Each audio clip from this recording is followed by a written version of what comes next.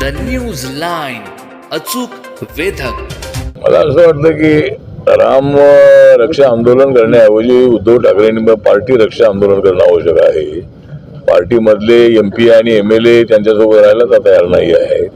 त्यामुळं ठीक आहे, त्यांनी आता त्यांना विषय मिळालेला आहे. तर पण जे राम मंदिराच्या ट्रस्टमध्ये जे झालेलं आहे, जे शेकडो करोडचा जो घोटाळा झालेला आहे, ही बाब अत्यंत गंभीर आहे. आणि योगी आदित्यनाथ यांनी SIT नेमलेली आहे, त्यांनी FIR केलेला आहे. सगळे जे आरोपी मिळालेले आहेत ते सगळे जेलमध्ये टाकण्यात आलेले आहेत.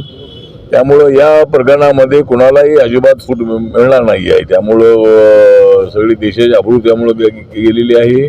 त्यामुळं ज्या लोकांनी अशा पद्धतीचा जो घोटाळा केलेला आहे त्याला कठोर शिक्षा करण्याच्यासाठी आमचं केंद्र सरकार आणि राज्य सरकार तेवढंच ॲक्टिव्ह आहे.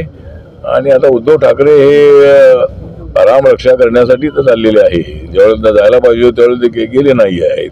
त्यामुळे आता ते राम रक्षा करण्यासाठी चाललेले आहेत. बघूया काय होतंय ते. नाहीतर ते जातील रामाच्या रक्षणासाठी आणि सगळे त्यांचे आमदार इकडे आमच्याकडे येतील. त्यामुळं असं काय होऊ नये याची काळजी त्यांनी घेणं अत्यंत आवश्यक आहे. आणि ठीक आहे दादा, हे जे मला असं वाटतं की टायगर ऑपरेशन आहे की देवेंद्रजी ऑपरेशन आहे असं काय लोक म्हणतात. पण माझं मत असं आहे की हे ऑपरेशन उद्धव ठाकरे ऑपरेशन आहे, त्यांचं ऑपरेशन करण्याचा प्रयत्न आहे.